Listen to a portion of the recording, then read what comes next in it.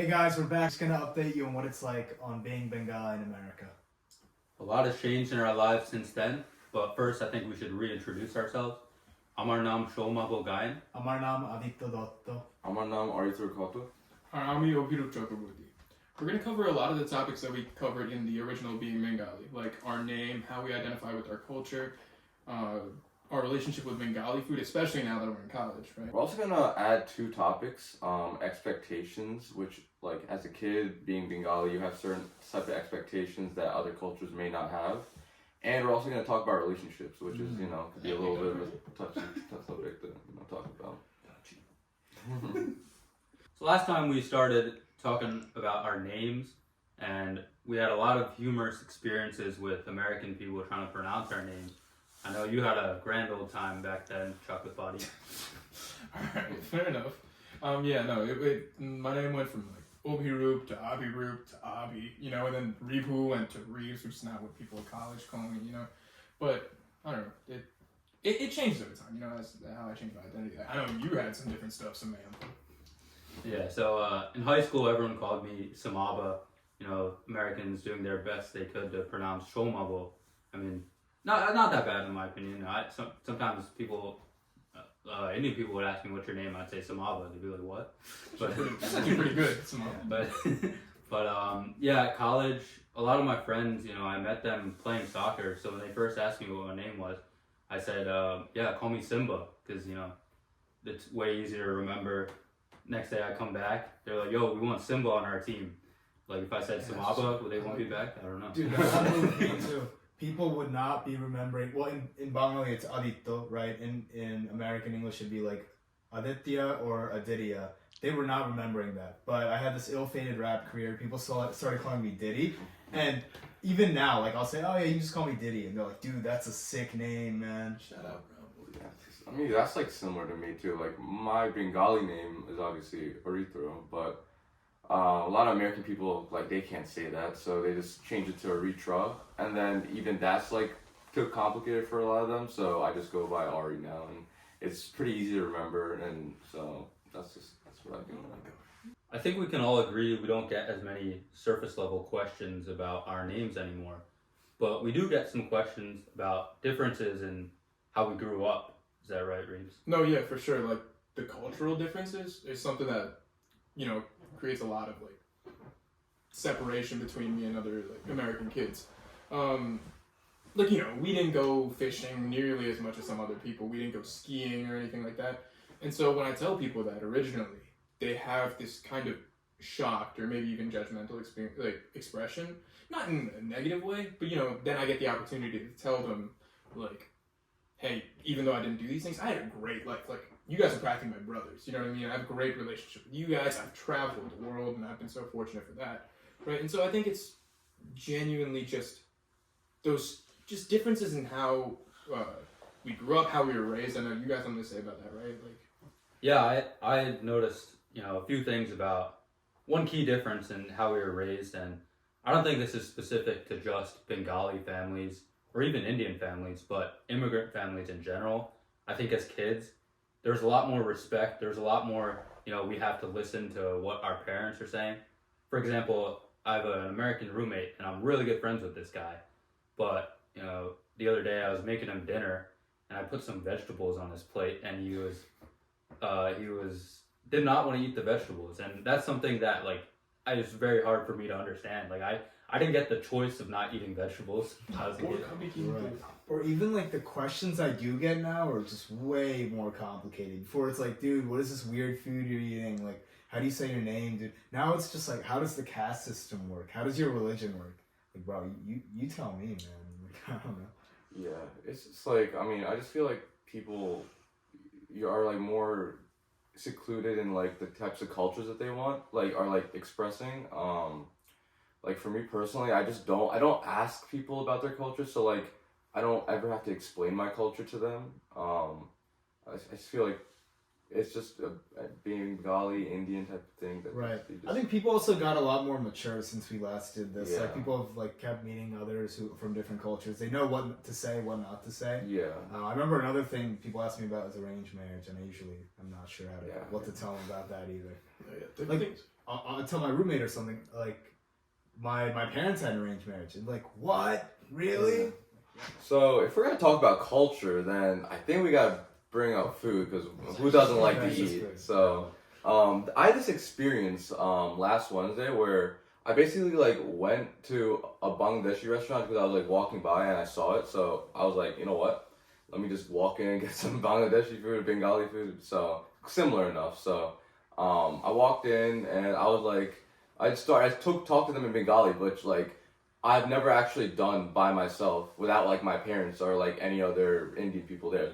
But me by myself said just talk to him in Bengali and got food, talked to him about like life and whatever. He has like kids in Bangladesh, so but being able to talk to someone in Bengali was a interesting and new experience for me, like by myself. Yeah, I was living in New York this summer, and I took a friend to Jackson Heights in New York, which is a different planet. Yeah, it was crazy.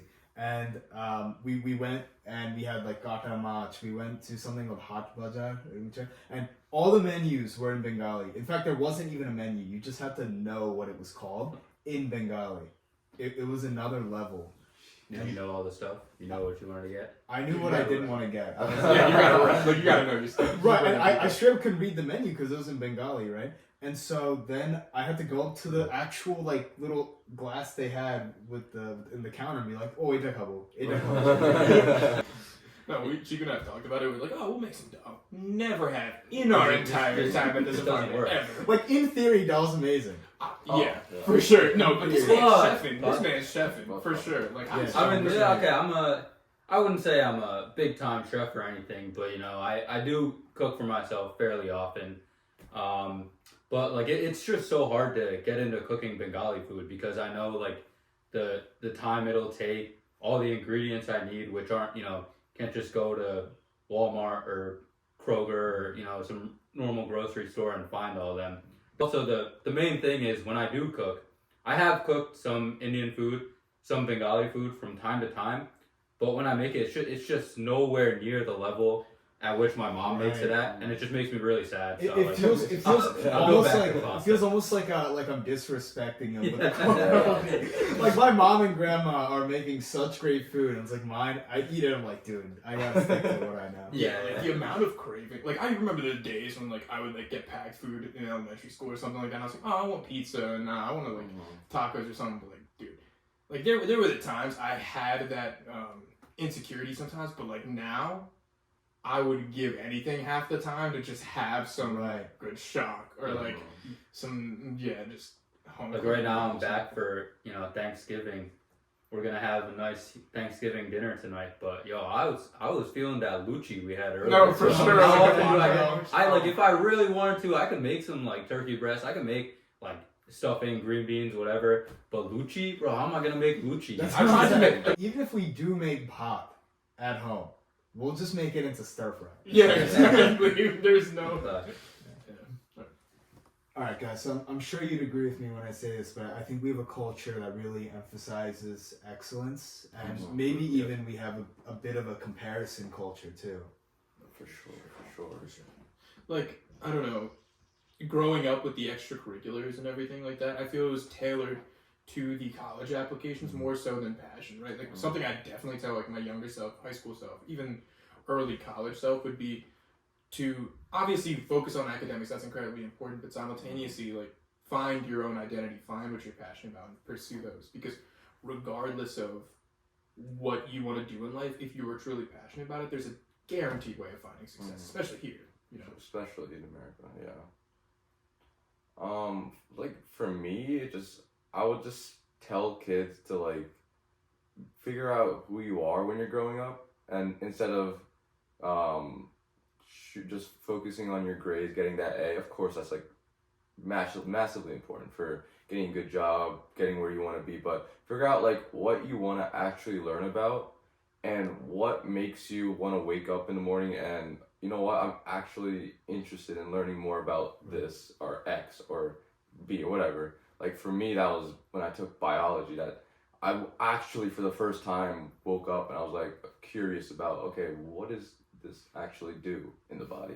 Right. For example, and that all the pressure that like we get from our parents, I feel like isn't necessarily, it feels like a lot and it feels horrible sometimes and like, but it's a privilege that we have this type of pressure. Yeah, I mean, there are definitely pros and cons, right? On one hand, I mean, our baselines are all raised up. We're going to get good grades. We're going to be, having a lot of discipline. Yeah. But on the flip side, if all you're ever told is just to go for these like superficial goals, right? Get good grades, to go to a good college, to get a good job, you're going to do all that. And then you're gonna be like, wait, why did I even do all this? Like, Yeah. You know what I mean? Like there's an element there that maybe you need to find some inherent passion that you also like as well. I think it stems a little bit from, if you look at all our parents, right? And they all grew up in India. They all had to achieve a certain level of excellence to be able to come here and do a job here. And they want to relay that on to us as much as possible. I think that translates in terms of their expectations for us.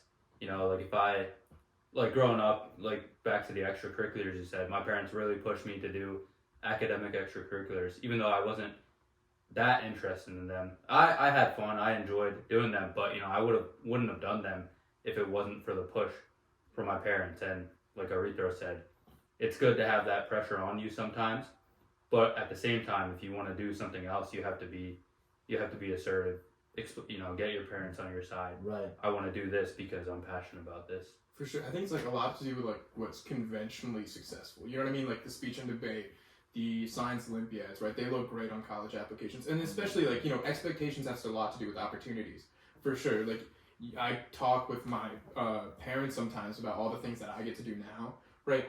Sometimes we talk about like the way we grew up compared to the way they grew up and like the amount of opportunities that I have in comparison to them. Like it makes sense as to why they say they do this, do that, because, you know, it's just what they know, right? And then like, but having that opportunity that we can now take those risks, especially since they gave us this like life to live, it's something we gotta remember. But I definitely think relative to our other, you know, peers, like we definitely, that comparison culture will come through. Like one of our close friends took the SAT, right? 9th grade. 1 month later, Adi, you should maybe take the SAT too. It's like, yo, like none of my other friends were even thinking about that.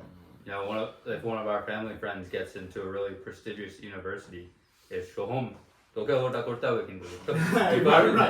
Yeah. I remember when Shulman got into the gifted program, and then my mom immediately emailed my guidance counselor to see if I can get in, and I was in like 2 months later. Right. It's like, oh, he got into Penn. You can follow your dreams as long as they lead to Penn. Exactly. As long as your dreams also make Yeah, right. Or better, Your or dreams better. must lead you. Yeah. And then when you're at Penn, it's like, all right, keep following your dreams as long as they lead to 6-figure salaries starting. No, yeah, for sure. I don't know. That's one thing when coming into college, that was like, for sure something that I struggled with. You know, I mean, I would tell myself now to be more social, like to explore more, right? Because I had to figure out who I was when I got to college, right? Like what my identity is, what I like to do, and all that extra stuff, right? And so, I don't know, really defining how I adopted the same drive that my parents have for success, right? But with so many different ways of success, like I had to balance the expectations, right? Which are, I understand the idea behind those expectations, but tuning them to my own identity was something that I definitely had to like learn how to do. For sure. Like when you get kind of plunged into the grind that quick, I think I also figured way more stuff about myself in college. Yeah. I don't know what it's like though for non-Bengali people. Yeah, I mean, yeah, I couldn't tell you that. But I would just say, like, for a kid, I would just say, like, just talk to everyone. Don't, like, put yourself in a box of, like, maybe Bengali culture could sometimes do that, sometimes not. But I would say make sure you talk to people. Yeah, for any, like, kid who's listening, right? One thing I would tell you is sometimes you for sure have to keep your head down, right? Sometimes you have to get the work done, and that's what's important in that moment. But every once in a while, make sure you bring your head up. Make sure you understand where you are, and who you're becoming, where you're going, because that's for sure something that will not only get you to be successful, but it will make you happy in your success, for sure.